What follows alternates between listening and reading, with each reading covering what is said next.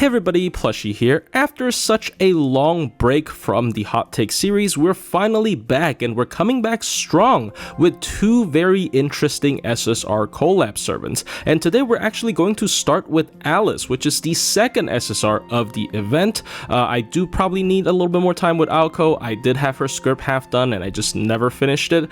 And also personally, I do prefer Alice both in aesthetics as well as in gameplay, so I am quite excited to talk about her. So without further ado, let's get into today's hot take video about Alice Kuonji. First of all, let's take a look at her base stats briefly. She has not very high attack, which is quite unfortunate, especially considering she's a caster.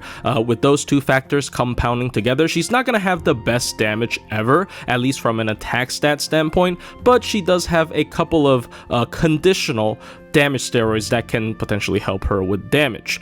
She also, very interestingly, has different attributes and alignments depending on her ascension stage. Her first and second ascension is a man attribute chaotic good servant, and her third ascension stage is a earth attribute chaotic evil servant. Now, in my opinion, the third ascension stage is objectively the better gameplay ascension because one, chaotic evil does have dolmen synergy, and also, spoiler alert, Alice's MP does do anti-man damage, and according to the attribute triangle, earth is naturally strong against man. So because you already want to be bringing her against man anyways, having her be earth attribute is ideal. Her deck is a QQAAB deck with an AoE quick MP, and as you can see here, her quick and arts cards have the same hit counts. Now, as I've said before, it's either because your quick cards are absolutely dog water or your arts cards are absolutely batshit insane. And fortunately for Alice, it is the latter case. She has a 0.51%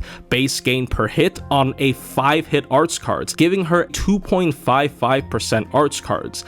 This is such a high gain that is only usually reserved for servants with one arts card, but she has two. I very much like this deck, even though most of the times for AoE quicks, I do prefer double buster decks. For her, this is absolutely alright. Alice's first skill is a 20% quick and arts double buff for 3 turns, a 50 MP battery, and a team-wide 30% MP gain boost for 3 turns as well on a 6-turn cooldown. So this is a pretty stacked skill. Once again, even if we don't consider the AoE or team-wide effect, this is a very solid farming skill. It's got the big battery, it's got the card effectiveness ups, it's got the MP gain ups. Especially for a quick servant, MP gain buffs are really rare to come by, unlike arts, so she very much appreciates this for farming purposes. This also, of course, further boosts her already insane base gain on her face cards. Now, the team-wide MP gain buff I really wouldn't count as a great multi-course supportive effect. It really doesn't make that big a difference if it was team-wide or for herself, but overall, this is a really nice skill for farming and for general use. I do suggest luring this skill first and foremost. Her second skill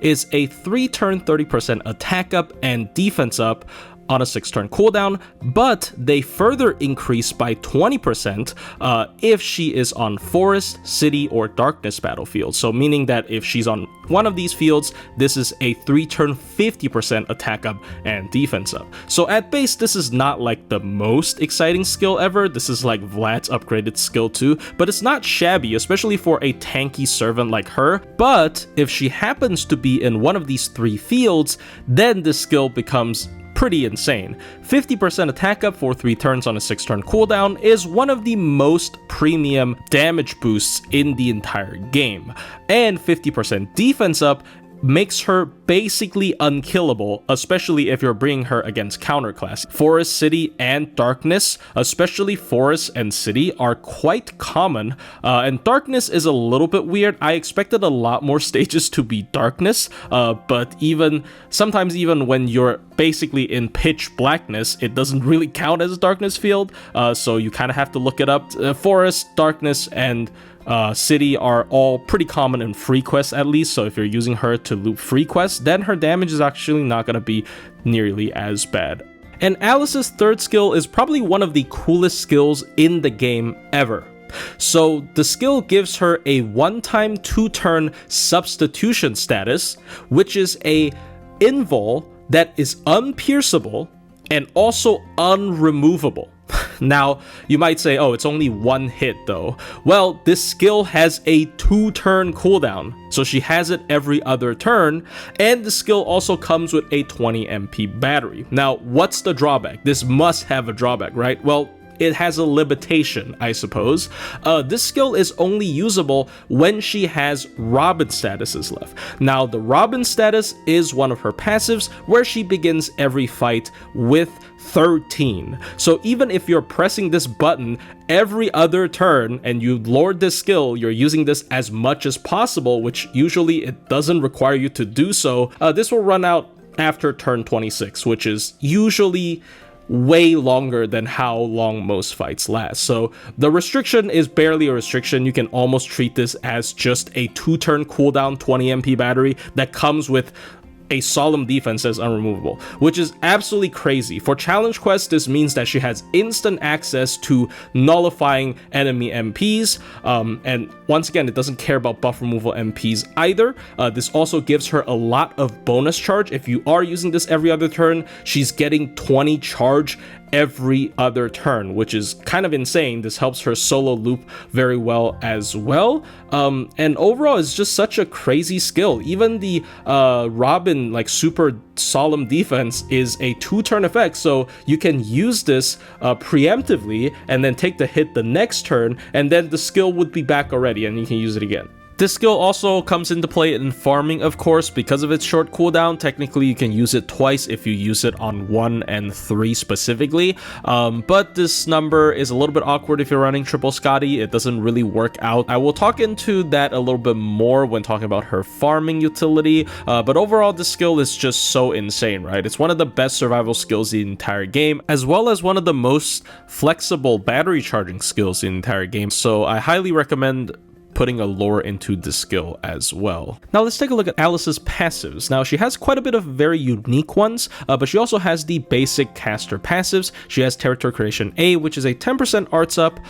which very much helps her already insane base gain arts cards, so very much appreciated for both solos and team play. She also has Item Construction, which increases her debuff success rate by 10%. This basically never matters, especially after you see her MP. It does contain debuffs, but the debuff base chance is already like 500%, so it doesn't really matter. She also has Folklore Defense, which is a 400 damage cut that doesn't apply to MP, but the interesting part about this passive is that this also applies to dot damage, and it not just applies to dot damage, it applies to every single stack of dot damage individually.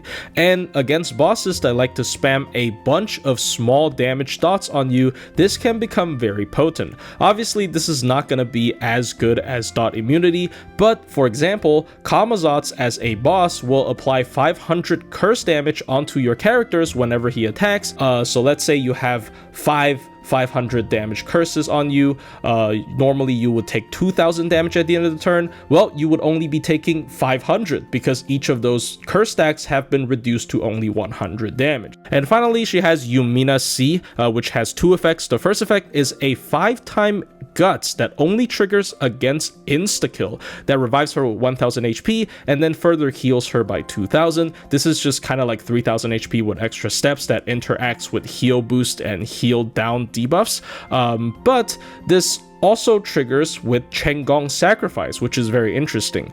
Technically, you can use her as multiple Chenggong arrows, but because of her lack of team-wide buffs, I don't think that's actually a very optimal idea. This can obviously also serve a niche against insta-kill based bosses. Up until the most recent story chapter, Ordeal Call 2, we have seen insta-kill bosses still, so this can be relevant. Not gonna be as good as insta-kill immunity, such as King Hassan, but this is sort of a consolation prize, and you will usually not run out of the 5 guts. And under very specific circumstances, mostly when you're soloing, you might actually prefer them to insta-kill you instead of just killing you with normal damage, because 1, it's a guts, it revives you and they stop moving, and 2, if you're at only a little bit of HP left, this can actually be a heal when you combo it with like a heal boost command code or even the heal boost Tammocat CEs. And the second effect of this passive is just the Robin stacks. We talked about it. She starts with 13. Whenever she uses her skill 3, it reduces it by by 1, and when she runs out, she can't use her third skill anymore. So simple as that. And finally, Alice's MP is an AoE 7-hit quick MP that gives her 1 turn of sure hit before the MP actually does damage, meaning that this also applies to the face cards on the MP turn. She also gets 30% power mod against human trait enemies, which also applies to her face cards on top of the MP, but human is a pretty bad anti-trait to have anyways. They don't really apply to any servants. This is not very significant at all, but I guess it's just a small bonus because the actual important big anti-trait, 150% special effectiveness, is against man attribute enemies, and it also scales with overcharge. Man attribute is one of the best anti-traits to have. It covers technically 1/3 of all servants, but actually covers more than 1/3 of all servants, and of course it also extends beyond just servants as well. And then after the MP, she applies terror on the enemies for 3 turns at a 500% chance. Basically, you cannot resist it, you can only be immune to it. This is the exact same as Van Gogh's terror, and we all know how scary Van Gogh's terror spam can be when it actually works out. The MP also reduces all enemies' crit rate by 20% for 3 turns. Just a small reminder to how crit rate works. Most enemies' base crit rate are below 20%, so even just with 1 layer without any additional crit rate boost buffs, they're not going to be able to crit you. And of course, because this lasts for 3 turns, you can further stack this to 40 or even 60%, and at that point nobody's going to be able to crit you unless they have a huge crit rate boost. So overall, this is probably one of the strongest AoE MPs in terms of effects we've seen. It has a very good anti-trait that scales with overcharge, it has sure hit, it also has terror spam, and it also, just in the off chance that you're not stun locking your enemies to death, they can't even crit you, because of the crit rate down. You can completely ignore the anti-human power mod, and this MP will still be insanely stacked. So how do I feel about Alice? Well, first of all, as usual, let's tackle her farming. Now, personally, I don't actually like to spend too much time on talking about single core looping, because if you just take a brief look at how JP is being played right now, people don't always go for double meta support plug Oberon anymore. But just because of popular demand, I will still briefly cover the options for specifically single core farming against 333 enemies. So the interesting thing about Alice's single core farming is her battery spread. She has a 50 MP battery and a 20 battery that she can potentially use twice if she specifically uses it on turn 1 and turn 3. However, with Skadi, it is very awkward because Skadi just has a very chunky and hard to use 50 MP battery. With Alice, even with a maxed out append to skill, you cannot reach 100 charge on her own on turn 1. This makes triple Skadi comps waste a bunch of charge, so a way to circumvent that is of course bringing supports that has more than 1 battery and instead has a couple of split smaller batteries. The most obvious choice is of course Oberon, because Oberon has still a 50 MP battery, but he also has an additional 20 MP battery. It is very easy to loop with Alice with 0 starting charge if you start with Summer, Skadi, and Oberon.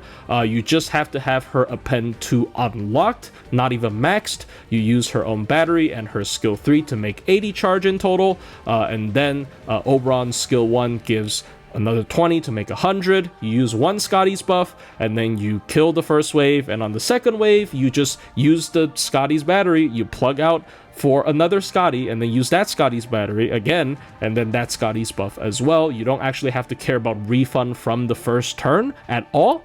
And then on the third turn, you just have to refund 30, so you can use Oberon's 50 battery combined with Alice's third battery to make 70. So this is probably the most common and consistent comp, and with the highest wave 3 damage you're going to get when using someone like Alice. Of course, with a similar logic, characters with less total charge but still with a couple of tiny batteries work.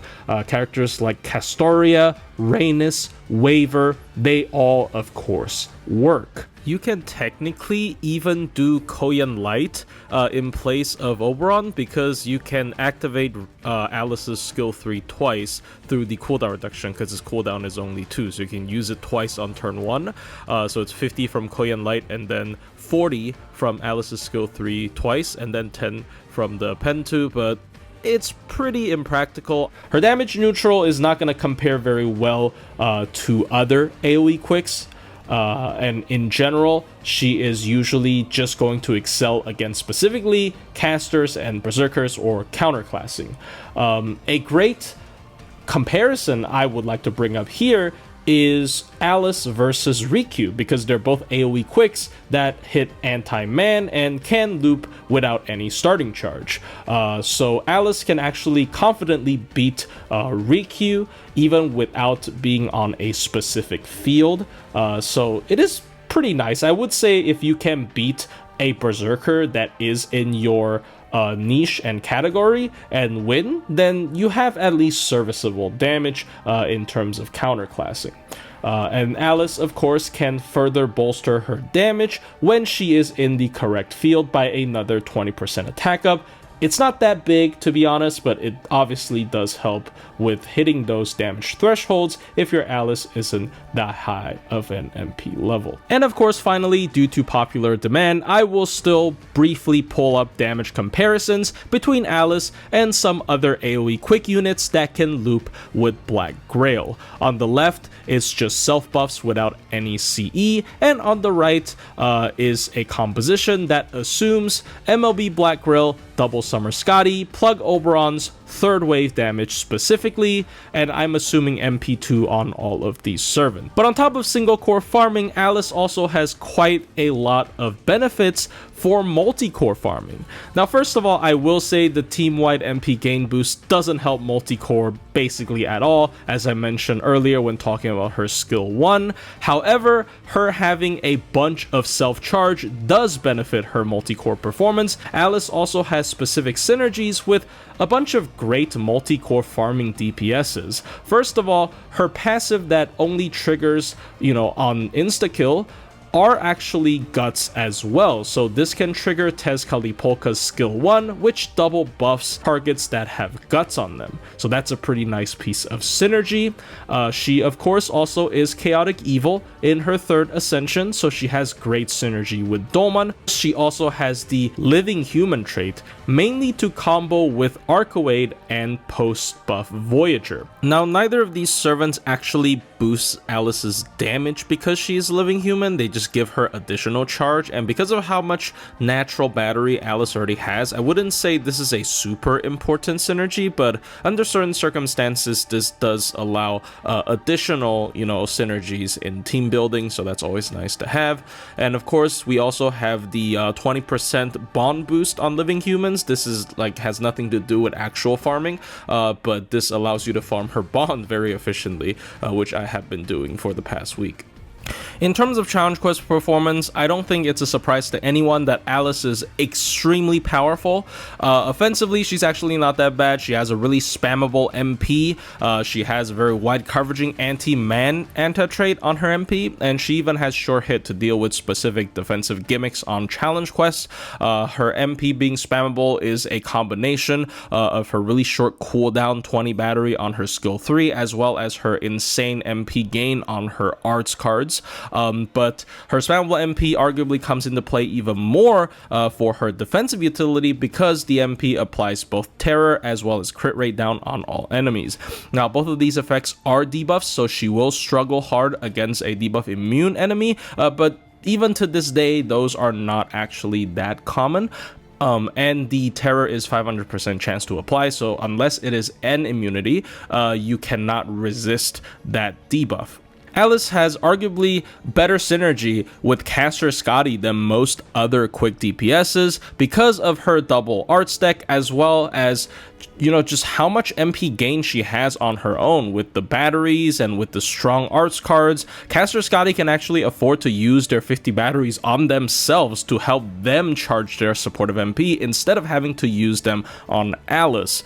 So We all know how powerful Caster Scotty's MP actually is. It's just that most of the time you don't actually have access to it. But with Alice, Caster Scotty can actually get their MP a lot more often. And of course, you know, this team in general is just a lot more defensive compared to other quick teams. Because of that terror spam, the enemy is not going to be moving nearly as often. And crit rate down once again to protect your team from stray crits. Alice also has great synergy with the best challenge quest support in the game, Castoria, because of her two really strong arts cards. Once again, being boosted by Castoria's skill 2 and skill 3, a critted arts card can fully gain her entire MP bar from 0, which is really crazy. And just overall, she has a lot of great things in challenge quests for a more slow burn type of gameplay, while not being a complete stall team, because she will be doing damage with her MP at the very least.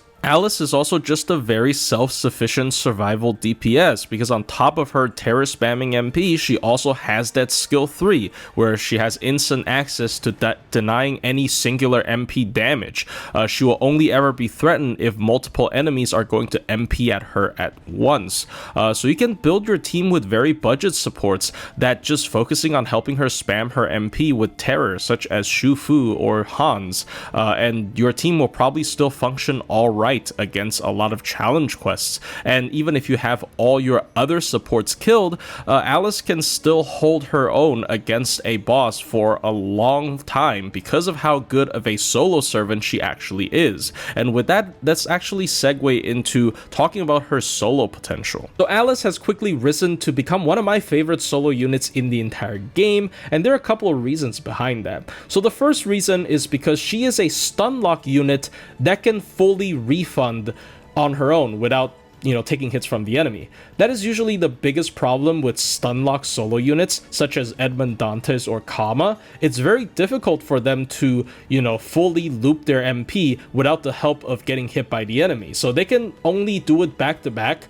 whenever they have their battery up. But with Alice, because of how powerful her cards are, she can absolutely use her MP back to back, you know, full refund with MP AA chains of the arts crit, for example, and then just continuously spam her MP even without the enemy touching her even once. You know, if you miss a crit, you can even use that third skill to make up for a little bit of missing charge. The second reason is just how tanky she is with that second skill when she's in the right fields. 50% defense up for 3 turns on a 6-turn cooldown allows her to take a lot of hits. You know, I know it's a bit counterintuitive because she's a stun lock unit, but this allows her to like basically not take damage even during downtimes, and she can easily heal it back up with the heal boost and the heal command code. Combo that with the crit chance down on her MP, the enemies can't even crit her to try to deal a little bit more damage outside of MPs, because obviously she's gonna wall every MP with that skill 3.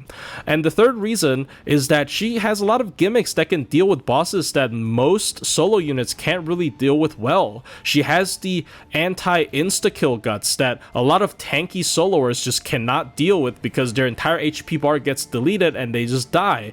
But because she has 5 of those guts, she can basically live 5 of those insta-kill MPs, and if you combo that with like a heal boost command code or even CE, she can even get her HP back up really quickly after the guts proc. And she also, you know, arguably has anti-dot. She doesn't have immunity, but that 400 damage cut against, you know, each stack of dot can deal with a lot of challenge quests that like to spam a lot of dots on you to overwhelm you with passive damage. And arguably, most importantly, she can deal with bosses that has buff removing MPs that remove buffs before damage. Like basically no other solo unit can deal with that as easily as Alice, because Alice's third skill just ignores that completely, right? Every other unit, if you either have to give them like a gut CE, for example, so that, you know, they tank the first MP with the gut CE, and then you follow up and then kill them before they get to MP a second time, or you have to rely on the really crappy RNG buffer more resist ring command codes. So it has traditionally been a very difficult, type of boss to solo, but with Alice, you can absolutely do that. So overall, her solo performance is going to be a little bit slower than some of the more offensive solo units out there, like Tyra or even Kama, because of her low attack stat and her class and her being AoE. So if she's soloing like a single target, her damage is not going to be that great. But at the same time, she also has a lot more room to actually drag the fight out because of that skill 3, because of that crit down, because of that terror spam. It's very, very hard to kill her through all of those disruptions. In conclusion, I think Alice is a very solid servant, but unfortunately her lower attack stat might turn her away from a lot of players. If we just judge her in terms of AoE casters for farming, her damage is actually not shabby at all. She can also bolster her damage even further under certain fields, which is not very rare in free quest farming. She also farms just fine in both single core and multi-core despite being an AoE quick servant because of how much charge she has in her kit. She also has a very wide coveraging anti-man MP that allows her to farm neutral if you have her at MP2 or up fairly comfortably as well. In terms of challenge quests, MP1 Alice performs just fine because she doesn't really need to damage rush anything. Her MP provides so much extra survival for your entire team that you can always slow burn and eventually win against enemies that doesn't have mental debuff immunity. And she's also just a super solid solo servant, even one of the best potentially, because of her unique skill 3 gimmick. She has soloed full gauge Kama, for example, recently, which is something that is really difficult to do even to this day with all of those insane solo units they've released, because you just don't have enough answers to a lot of those invul piercing or buff removing MPs, while Alice just has instant access to it with her skill 3.